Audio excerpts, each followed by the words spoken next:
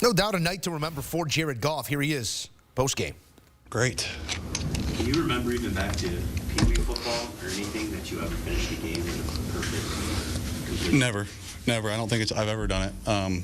I knew I did it in the first half last week, so I was aware of it then. And I was kind of aware of it today, about in the middle of the third quarter. I was like, I couldn't think of one, but then I threw the one out of bounds that ended up being offensive pass interference. And I was like, does that count? I didn't know if that I didn't know if that counted or not. But yeah, it's a good day. We just talked about that being in that kind of rhythm early on. It seemed like it started kind of right from the turnaround little play there in the pocket and the fire to Demo, and then it was just everything was there. How fun is that when everything's clicking and got? Yeah, it's what we're supposed to be doing. You really, I mean, that defense has done a good job up to this point, and we were able to get after them. And you know, I thought we had a good plan. I thought we executed it well. Just for me personally, just trying to make the right play every single snap, and we had a good day. Have you ever caught a touchdown? No, I think that's my first one too, ever. And I'm saying all the way back to 7 years old. I think that's my first one. How long have you guys been working on that play? A couple of years. That play's been in for a long time, and it's just never gotten. We've never gotten to the right situation for it to get called. And then I think we actually have called it in a game before. And then if it's not the right look, I get out of it. But that was the right look. Hey, I don't know how your math is on the computer, quarterback rating, but do you know how you didn't have a perfect quarterback rating? Did I not? I don't know. Yeah, that system's weird, but whatever. Maybe if we would have not taken the safety and I hit the wide open guy that I was unable to hit, maybe that would have done it. But yeah, unfortunate. How big was that play to Jamo? Huge. Scored. It's back and forth. Yeah. One play and boom, it's kind of like that sucked a little bit out of him. Yeah, he's something else. He's a one-play touchdown guy, and I know he strikes fear in every team we play, and they're going to see that, and it's going to strike even more fear. So he's a stud, and we're lucky to have him. To me, do you have the most passes without an incompletion in NFL history? Say that again. Most passes without an incompletion in NFL history. What's that mean to you? Awesome. Yeah, really cool. It's a cool thing to have, I guess, but I'm happy we got the win. How about just the bye week timing too? Yeah. It seemed like a good time right now. I almost wish we had a game tomorrow. Now, you wish we could just keep playing, but it's always good timing. It's always good to get some rest, get some of these guys back, give us a week off, and come back ready to go for Dallas.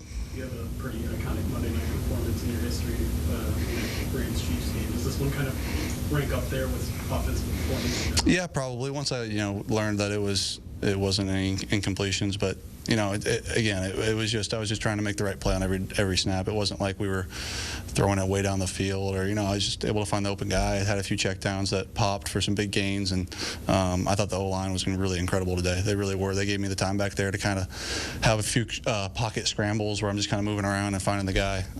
It was good by them. I know you're generally kind of a headed person, no matter the situation, but do you get a little bit more amped up on Monday night? Yes. Monday night, Sunday night, Thursday night, America Game of the Week, all those, they're fun. Did you, the first 3 games, offense was down, your stats were down.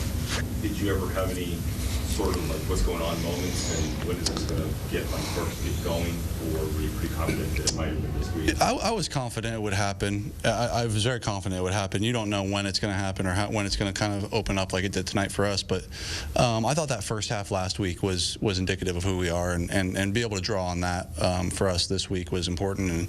And we stumbled in that second half. We talked about it last week, but to be able to have a full game that felt like that's what you want. David Montgomery talked a little bit. Say what? Yeah, when Campbell came in and talked to us, he didn't know that you were 18 players. Yeah. And he said he felt kind of bad that he didn't give you game balls. Oh, that's okay. So you can appeal for one retroactively. We'll see. Yeah, maybe he'll make it up, but that's okay. I've got I'm just happy we got the win. That David Montgomery run after the catch kind of set. Pretty big, yeah. What did it do for the sideline in the huddle? Right? Yeah, it was awesome. You find a better back than those two guys in the league right now. I can't name one. They're playing their tail off, and David in particular on that play, being able to check it down to him, and he gets, I think it was like a 30 or 40 yard gain or something like that. It's pretty special.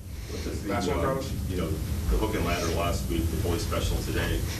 The what? Fully special. We called it Alcatraz.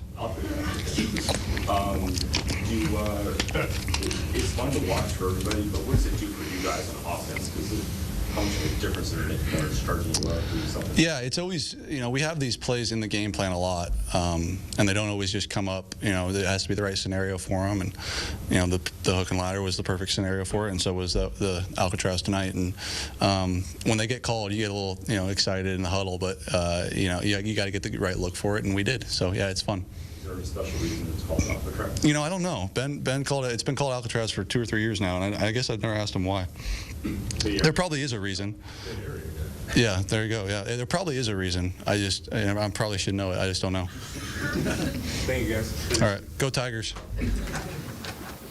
Still can't quite understand why this man throws a perfect game and does not have a perfect passer rating, but that math for another day. This math, though, highest completion percentage in 2-game span. Jared Goff, 87.8% after 100% completion Monday night. Only second to Jaden Daniels, 88.7 in his young 4-game NFL career.